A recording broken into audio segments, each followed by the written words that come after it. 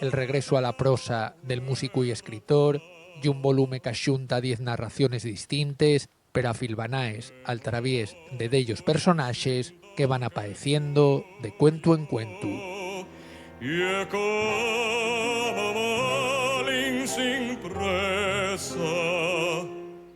Este é un libro de relatos, libro de cuentos para adultos, non para neños, publicado pola editorial Trave, de recién, e que axunta 10 relatos de diferente temática e tamén de diferente llargor. Hai dende un cuento de 3 folles a un cuento que pasa deles 60, e tamén foron escritos a lo largo de los años.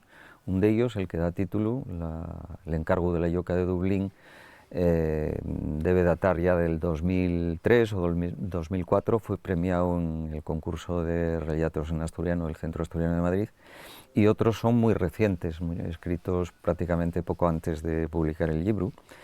Yo estoy muy satisfecho de lo que y el resultado general. Creo que hay 3 o 4 cuentos verdaderamente buenos, especialmente parece que hay el más largo, que se titula La tumba de Don Quijote, que es seguramente lo mejor que yo escribí en prosa.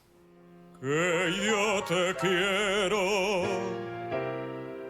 tú bien lo sabes, oh los preseos. El libro son cuentos, en principio, que se pueden leer independientemente, pero sí es verdad que el último de ellos, que se titula Periodismo de Investigación, de alguna manera filvana toda esa historia, periodismo de investigación, y la protagonista y una periodista que cuenta en primera persona, y en ese relato aparecen personajes de otros cuentos, de unos cuantos más. Ese fue el último cuento que escribí, y escribílo ya con esa idea de que pieslle el libro, de que cierre el libro y que lo cierre de una manera un tanto original, que efectivamente filvanando o haciendo esa historia con personajes que intervienen en otros cuentos o que son protagonistas en otros cuentos.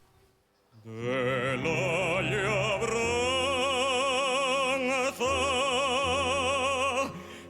hecha y me se ve yo fuera de casa. Hombre, los temas de los cuentos son muy diversos.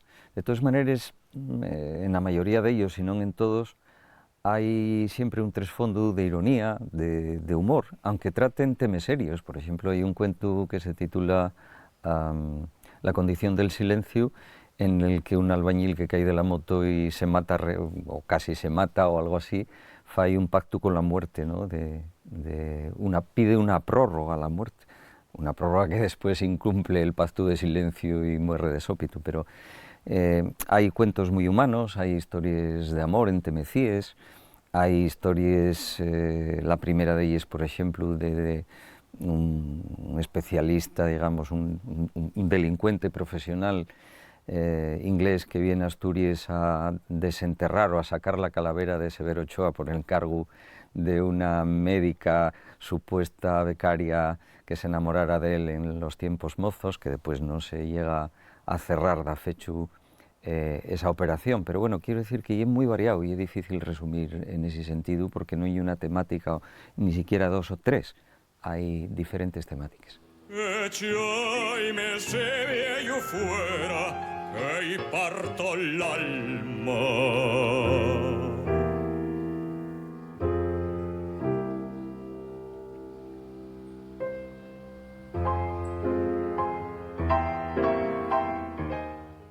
la mayoría de los relatos ocurren, desendólquense en el territorio del país, en Asturias, incluso con lugares concretos, con lugares reales, ¿no?